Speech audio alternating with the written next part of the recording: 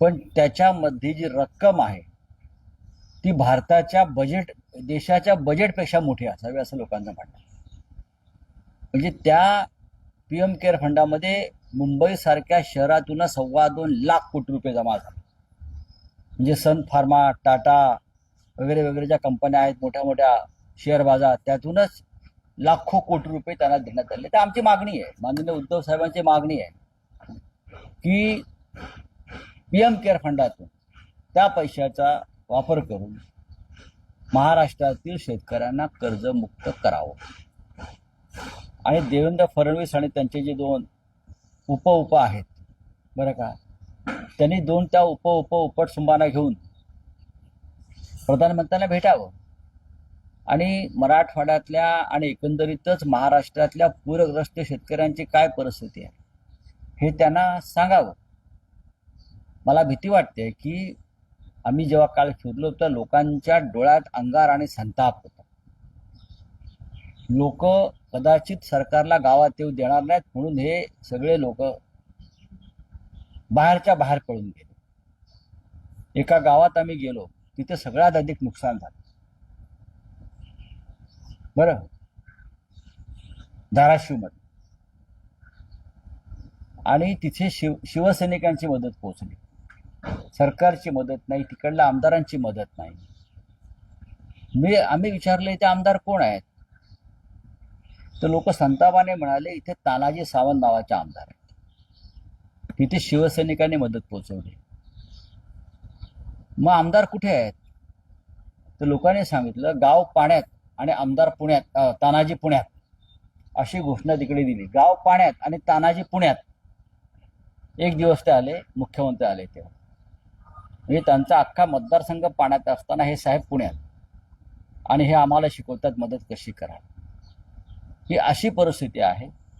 तेव्हा हेक्टरी 50,000 रुपये आणि पीएम केअर फंडाच्या मदतीनं शेतकऱ्यांना कर्जमुक्ती द्यावी, ही मागणी शिवसेना पक्षप्रमुखांची आहे, शिवसेनेची आहे. आणि उद्धव ठाकरे साहेबांनी एक स्पष्ट केलं, मी परत येईन पुढल्या काही काळामध्ये, दिवाळीच्या आधी, आणि ही मदत जर तुमच्यापर्यंत पोहोचली नाही तर जनता जो निर्णय घेईल त्या निर्णयाशी मी बांधील आहे. जनता रस्त्यावर उतरणार असेल तर मी त्यांच्या बरोबरीनं रस्त्यावर उतरेन, हे त्यांनी स्पष्ट केलंय. आणि बहुतेक 11 ऑक्टोबरला मराठवाड्यामध्ये या विषयावरती जो प्रचंड मोर्चा शिवसेना काढते शेतकऱ्यांच्या प्रश्नावर, त्याचं नेतृत्व उद्धव ठाकरे करतील. धाराशिवमध्ये मोठ्या प्रमाणावरती प्रचंड नुकसान करत असताना धाराशिव जिल्हाधिकारी आणि काही महसूल अधिकारी डान्स करत असल्याचा व्हिडिओ हा प्रचंड प्रमाणात व्हायरल झालेला आहे. बघा, सरकार असंवेदनशील असल्यामुळे प्रशासन सुद्धा त्यापेक्षा वाईट पद्धतीनं असंवेदनशील झाले. प्रशासनावर कोणताही धाक नाही. शेतकऱ्यांची अशी तिकडे भूमिका होती. सरकारनं जरी आम्हाला तटपुंजी मदत पाठवली तरी अधिकारी इतके मस्तवाल आहेत ते आमच्यापर्यंत पोहोचणार नाही, ते आमचा छळ करतात. अनेक निकष लावून आमच्यापर्यंत मदत पोहोचणार नाही याची काळजी घेते. त्यात सुद्धा मोठ्या प्रमाणात घोटाळा होण्याची शक्यता आहे. त्याच्यामुळे असे अधिकारी जे आहेत नाचतायत, बागडतायत. आता एक तहसीलदार आपल्या खुर्चीवर बसून गाणं म्हणत होता निवृत्तीच्या काळात, म्हणून त्याला निलंबित करण्यात आलं. मग आता हे जे अधिकारी आहेत असंवेदनशील धाराशिवमधले, त्यांच्यावर तुम्ही काय कारवाई करणार आहात? की लोक तिथे चिखलात उपाशी आहेत, पाण्यात उपाशी आहेत, वाहून गेलेत, आणि तुम्ही नाचताय, ह्याच्यावर तुम्ही काय कारवाई करणार सांगा. शिवसेनेचा आहे. या क्षणी आम्ही काल शिवसेनेचे नेते, आमचे सहकारी अंबादास दानवे, खरवडे तिकडे आमचं शिबिर होणार होतं. त्या दिवशी मराठवाडा शिवसेनेचं शिबिर होणार होतं, पण आता या परिस्थितीमध्ये शिबिर घेणं शक्य नाही. त्याच्यामुळे सर्व जिल्ह्यातून शेतकरी जे येणार होते त्याचं रूपांतर मोर्चात व्हावं आणि आपल्या मागण्यांसाठी सरकार दरबारी आवाज उठवावा, आक्रोश उठवावा असं ठरलं. आणि शिवसेना पक्षप्रमुख उद्धव ठाकरे हे त्या मोर्चाचं नेतृत्व करतील. राऊतसाहेब, एक आणखी निदर्शनास येत आहे की सरकारचे प्रतिनिधी असतील किंवा विरोधी पक्षाचे प्रतिनिधी असतील, या मराठवाड्यात ओल्या दुष्काळाची मागणी करत आहेत. स्वतः सत्ताधारी पक्षाचे आमदारही ओल्या दुष्काळाची मागणी करतायत, पण अजूनही सरकारकडून ओला दुष्काळ जाहीर झालेला नाही. देवेंद्र फडणवीस हे पेशवे काळातले शहाणे आहेत. ते सरकारी भाषा जशी नाना फडणवीस त्या काळात दाखवत होते, या राज्याच्या त्या काळातला प्रधानमंत्र्यांना किंवा शाहू महाराजांना एखादी जनतेची मागणी आली की ते नाना फडणवीस हे त्यांचे दप्तरदार होते. त्या पद्धतीनं आपले देवेंद्र फडणवीस यांचं असं म्हणणं आहे की ओला दुष्काळ हा शब्द शासनाच्या शब्दकोशात नाही. सुका दुष्काळ आहे म्हणजे पाऊस पडला नाही, पण नुकसान तेच आहे. शेतकरी हवालदिलच आहे. ह्याच्यावरती काल जेव्हा आम्ही लातूरला गेलो तेव्हा लातूरला अमित देशमुख काँग्रेसचे नेते आमदार आणि धीरज देशमुख त्या भागातले माजी आमदार हे आमच्याबरोबर होते शेतकऱ्यांच्या शेतात. तेव्हा हा ओला दुष्काळाचा प्रश्न निघाला. अमित देशमुख असं म्हणाले आणि ते योग्य आहे. अमित देशमुख की शासकीय शब्द ओला दुष्काळ नसेल, पण ओला दुष्काळ जाहीर करा ही लोकभावना आहे.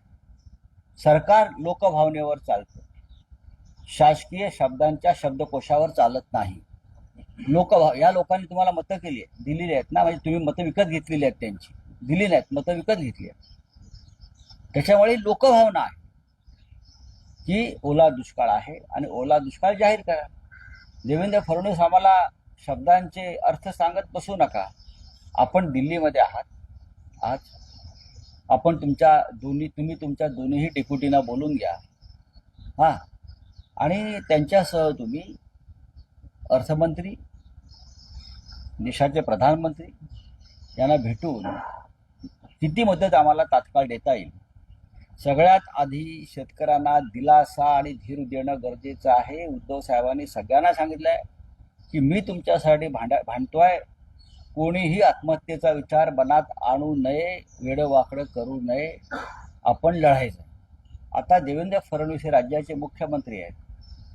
त्यांनी महाराष्ट्रातल्या सगळ्या उद्योगपतींकडून पैसे जमा केले पाहिजे. आता हे सगळे उद्योगपती देवेंद्र फडणवीस किंवा भाजपच्या खिशामध्ये. त्यांनी मुंबई क्रिकेट बोर्ड आणि भारतीय क्रिकेट बोर्ड जे अमित शहांच्या मालकीचं आहे बरं, आणि सगळ्यात जास्त पैसा यांच्याकडे आहे. त्यांनी भारतीय क्रिकेट बोर्डाकडून सुद्धा मराठवाड्याच्या महाराष्ट्राच्या या शेतकऱ्यांसाठी 2,000 कोटी रुपये घेतले पाहिजे. ताबडतोब देऊ शकतात. राऊतसाहेब, आणखी एक बाब निदर्शनास येते की पूरग्रस्त भागाचा दौरा करताना अजित पवारांकडे काही शेतकरी हे कर्जमाफीची जेव्हा मागणी करतात तेव्हा अजित पवार त्यांना झापतात. ते म्हणतात की मी ते गोट्या खेळायला आलो नाही, भले ते सकाळी 6 वाजता शेतकऱ्यांच्या बांधावर आहे, पण तिथेही असे प्रकार निदर्शनास येतात. बघा, आपली स्टाईल आहे त्या पद्धतीने ही स्टाईल नसून ही मगरुरी आहे. तीनही, एक मुख्यमंत्री आणि 2 उपमुख्यमंत्र्यांना अजून दुःख कळलेलं नाही मराठवाड्याचं. देवेंद्र फडणवीस मुख्यमंत्री काय म्हणतात एका शेतकऱ्याला, तो जेव्हा म्हणतो की आत्ता तात्काळ किती मदत करणार ते आम्हाला सांगा, हा प्रश्न आम्हालाही विचार, उद्धवजी नाही विचारलं की आता आम्हाला काय मिळणार ते हवंय. त्याच्यावरती देवेंद्र फडणवीस हे कोणत्या टोनमध्ये, अरे गब्बास रे, राजकारण करू नको, इथे राजकारण आणू नको. यात कसलं राजकारण आहे? एक शेतकरी ज्याचं सर्व जीवन वाहून गेलंय, त्याचं आयुष्य वाहून गेलंय, तो उपाशी आहे, तो भिकेला लागलाय, तो म्हणतोय आम्हाला आता काय मदत करणार ते सांगा, आणि त्याला तुम्ही म्हणता राजकारण करू नका. तुमच्या डोक्यात सडकं राजकारण आहे म्हणून तुम्हाला हे सुचतं मिस्टर फडणवीस. बरोबर. कोणी म्हणतं पैशाचं सो आणता येणार नाही, कोणी म्हणतो आम्ही 6 वाजता इथे गोट्या खेळायला आलो का. तुम्ही गोट्या खेळण्याच्याच लायकीच्या सगळे हे सरकार. तुम्ही लोकांना मदत करण्यासाठी तुमचा जन्म झालेला नाही. तुम्ही भ्रष्ट शासनकर्ते आहात आणि तुम्ही तुमची कातडी वाचवायला गेलेला आहात. तुम्हाला शेतकरी वाचवण्याचं काही पडलेलं नाही. आणि जे दुसरे ठाण्यातले जे डेप्युटी सीएम आहेत ते तर स्वतःचे फोटो छापूनच मदत करत सुटले आहेत तिकडे. काय केलं या तिघांनी या राज्यासाठी? या परिस्थितीत पंजाबचा धडा घ्या. पंजाबमध्ये भगवंत मान हे त्यांची प्रकृती बरी नसताना, केंद्र सरकार मदत द्यायला तयार नसताना सुद्धा पंजाब सरकारनं शेतकऱ्यांसाठी या काळात पूर परिस्थितीमध्ये अत्यंत मजबूतीनं मदत केली. 50,000 हेक्टर घरं बांधून देणार आहेत. ज्यांचे संसार वाहून गेले त्यांना संसार उभे करून देणार. तुम्ही आतापर्यंत काय केलंय? तुमचे पंचनामे अद्याप सुरू झाले नाही. तुमची प्राथमिक मदत अद्याप पोहोचलेली नाही.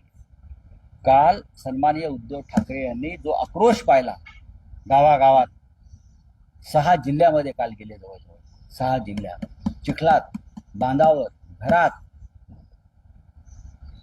कळंबमध्ये जेव्हा ते गेले तेव्हा गाडीच्या खिडकीवरती एक वृद्ध महिला धावत आली. साहेब, गरिबांच्या घरात कोणी येत नाही. ती असं म्हणाली, मी मांगाची बाई आहे, आमच्या वस्तीत कोणी आलं नाही. उद्धव साहेबांनी तिचा पत्ता विचारला. त्या एरमवाडी नावाच्या गावात जाऊन त्या पडक्या घरात वाहून गेलेल्या घरात जाऊन ते बसले, त्यांचं दुःख समजून घेतलं. किती जणांनी केलं हे? देवेंद्रजींनी केलं, मिंध्याने केलं, अजित पवारांनी केलं. सकाळी 6 वाजता जाऊन काय करताय तुम्ही? तुमच्या गोट्या कुठल्या त्या बघायला पाहिजे, कुठून आणल्या तुम्ही त्या खेळण्याच्या. आणखी एक आहे की काल अमित शहा मुंबईत असताना मुख्यमंत्री आणि उपमुख्यमंत्र्यांनी त्यांना या पूरग्रस्त भागात मदती संदर्भातलं निवेदन दिलं आहे. मुख्यमंत्र्यांना निवेदन द्यावं लागतंय. आम्हाला शेतकरी निवेदन देते तिथपर्यंत मला माहिती आहे. ठिकठिकाणी आम्हाला शेतकऱ्यांनी निवेदन दिले प्रत्येक गावात. आता देशाच्या गृहमंत्र्यांना, सहकार मंत्र्यांना, क्रिकेटच्या बादशाला सुद्धा निवेदन द्यावं लागत आहे. मुख्यमंत्र्यांना, डेप्युटी सीएमना. ही अत्यंत हास्यास्पद गोष्ट आहे ना. निवेदन देतात हे राज्यकर्ते आमचे. मराठवाड्यात काय चाललंय? तुम्ही मुंबईत कसले उपद्यमाने कार्यक्रम करताय? अमित शहा यांच्याकडे सहकार खाता आहे ना. त्या सहकार खात्याच्या माध्यमातून ते 2-4-5 हजार कोटी रुपये महाराष्ट्राला देऊ शकतात, 10,000 कोटी देऊ शकतात. अमित शहा हे देशाच्या क्रिकेटचे आजचे सूत्रधार आहे. सगळ्यात जास्त पैसा या धंद्यात आहे. पाकिस्तान बरोबर जवळजवळ 2.25 लाख कोटीचा सट्टा खेळला गेलाय त्या सामन्यात. हे काय अमित शहाना माहित नाही? द्या, सांगा आपल्या चिरंजीवांना, भारतीय क्रिकेट बोर्डाकडून आम्हाला 2-4-5 हजार कोटी रुपये द्या. पैसे जातात कुठे तुमचे? मुंबई क्रिकेट असोसिएशनकडे पैसे आहेत ना. तर तुम्ही फक्त इथे का आमचं लुटायलाच येत आहे का? जरा शेअर बाजाराची झडती घ्या, द्या ना पैसे. आणि प्रधानमंत्री सहायता योजना, PM केअर फंड मधून आमच्या शेतकऱ्यांची कर्जमुक्ती व्हायला पाहिजे, ही आमची मागणी कायम आहे शिवसेना पक्षप्रमुखांची. हा, चला. आणखी एक विषय होता. मुख्यमंत्री आज दिल्ली दौऱ्यावर आहेत. मग ते बोललो ना मी आता. नाही रावसाहेब, आपण BCCI आणि एकूण जय शहा असा उल्लेख केला, त्यामुळे पुन्हा एकदा हा प्रश्न येतो आहे की या रविवारी पुन्हा एकदा अंतिम लढत होते एशिया कप मधली, आणि त्यात भारत विरुद्ध पाकिस्तान हा सामना या सिरीज मधला 3रा सामना होता. हो, सट्टा चालणार गुजरात मधून. आम्ही एक ठिणगी टाकली राष्ट्रभक्तीची. निर्लज्ज आणि कोडगेपणानं भारतीय जनता पक्ष या सामन्यावर टाळ्या वाजवतात. या रविवारी सामना होतोय. अमित शहा, नरेंद्र मोदी, जय शहा एकत्र बसून तो सामना पाहतील. भाजपवाले, संघवाले पाहतील. आणि तिथे लडाखला लोक देशासाठी मरण पावतील. जम्मू काश्मीर, पहलगाव, पुलवामामध्ये लोक मरण पावतील. आणि जनतेनं मरायचे आणि अनेक पाकिस्तान बरोबर क्रिकेट खेळायचं आणि देशाला राष्ट्रभक्तीची भाषणं द्यायची. पुन्हा ह्या लोकांनी आम्हाला राष्ट्रभक्ती शिकवायची. ह्या सगळ्या भाजपवाल्यांनी, नरेंद्र मोदींनी, अमित शहानी, जय शहानी आम्हाला राष्ट्रभक्ती. मोहनराव भागवतांनी. एका तरी मायका लाल भाजपमध्ये निर्माण झाला का? की त्याने सांगितलं पाकिस्तान बरोबर क्रिकेट खेळू नका, गांडू लोकांचे. आम्हाला राष्ट्रभक्ती शिकवतात, आम्हाला हिंदुत्व आम्हाला शिकवतात हे बदमाश. काय एक तरी भाजपवाला आला का जन्माला या काळामध्ये? हे ज्यांनी सांगावं की थांबवा म्हणून. सैनिकांनी मरायचं, जनतेने मरायचं पाकिस्तानच्या हल्ल्यातून, आणि तुम्ही क्रिकेट खेळणार त्यांच्याबरोबर. लक्षात घ्या. हे ढोंगी देशप्रेमी आहेत. अरे सोनम वांगचुकला देशद्रोही ठरवता ना, तुम्ही खरे देशद्रोही आहात. चला. राव साहेब, आणखी एक विषय आहे की घटस्थापना झालेली आहे, नवरात्र उत्सव सुरू आहे, तर त्या पार्श्वभूमीवर संभाजी वीर असं म्हणतात की गरबा दांडिया खेळणं हे नपुंसकपणा. जाऊ द्या हो. कोणाच्या नादाला लागतं हे सगळे. हे झालंय ना, तुम्ही फार डोक्यावर चढून या लोकांना बसवलेलं आहे. हे सगळे संघाचेच लोक आहेत ना, संभाजी भिडे वगैरे जे काय तुम्ही नावं घेत, हे भाजपचेच सगळे लोक आहेत. भारताच्या क्रिकेट मॅचला समर्थन करणारे लोक आहेत, भारत पाकिस्तान. ह्यांच्यावरती काय तुम्ही लक्ष देता? हे सगळे भारतीय जनता पक्षाने निर्माण केलेली पात्र आहेत. हा बोलिए आप. पंजाबमध्ये जेव्हा संकट आलं तेव्हा केंद्राने मदत केली होती, मात्र आता राज्यालाही मदत करावी अशी अजित पवार यांनी केंद्राकडे मदत केली. हे आम्ही काल सांगितलं ना. आम्ही काल उद्धवजीने काय मुद्दा मांडला? अजित पवार पहाटे 6 वाजता जातात ना बांधावर, त्याने आपल्या राज्यात आसपास काय चाललंय समजून घेतलं पाहिजे. प्रधानमंत्र्याकडे मागणी कसली करतात? जाऊन बसा दारात त्यांच्या. मागणी कसली करतात? जा तुमच्या मुख्यमंत्र्यांबरोबर, बसा त्यांच्या दारात, धरणं धरा. आई मत. तर इनमें जानना चाहेंगे जो कल मराठवाड़ा सभा के जो इस प्रकार से वादी करते हैं और देखिए, मराठवाड़ा रीजन में जिस प्रकार से बाढ़ की स्थिति है, ये बहुत गंभीर है. लगभग 36 लाख किसान, उनके घर बार खेती पूरी तरह से खत्म हो गई, पूरी तरह से कुछ बचा नहीं है. कल उद्धव ठाकरे जी पूरे दिन भर उस इलाके में थे. लोग पानी में है आज भी, कीचड़ में है आज भी. लेकिन मुख्यमंत्री कहाँ है? मुख्यमंत्री 2 घंटे के लिए आए और चले गए. अजित पवार कहाँ है? एकनाथ शिंदे कहाँ है? बड़ी बड़ी बातें करते हैं. हमने मांग की है 50,000 रुपए की मदद पर हेक्टर मिलनी चाहिए किसानों को. अब जो देवेंद्र फडणवीस ने ऐलान किया है वो 4,000 रुपया भी नहीं मिल रहा. दूसरी मांग है कि पूरी कर्ज मुक्ति होनी चाहिए, कर्ज माफी होनी चाहिए, ऋण मुक्त होना चाहिए किसान. अब बोलेगा पैसा कहाँ है? तो हमने बोला है पीएम केयर फंड में बहुत पैसा पड़ा है और सबसे ज्यादा पैसा तो मुंबई और महाराष्ट्र से गया. तो पीएम केयर फंड का इस्तेमाल करके महाराष्ट्र के किसानों को आप ऋण मुक्त करो और उनकी मदद करो, ये हमारी मांग है. पंजाब के मुख्यमंत्री ने बहुत बड़ा काम उनके बाढ़ग्रस्त किसानों के लिए किया है, उनका उदाहरण हमने दिया है. अगर पंजाब जैसा राज्य अपने किसानों के लिए ये सब कर सकता है तो महाराष्ट्र जैसा राज्य क्यों नहीं कर सकता? पीएम केयर फंड किस लिए बनाया? लोगों के लिए बनाया, जो संकट में है उनके लिए बनाया. तो किसान हमारे जो है मराठवाड़ा महाराष्ट्र के जो आज बाढ़ में फंसे हैं, हाँ, कर्ज का बोझ लेकर जी रहे हैं, आत्महत्या कर रहे हैं, तो पीएम केयर फंड का इस्तेमाल करके सबको ऋण मुक्त कर लीजिए. Thank you.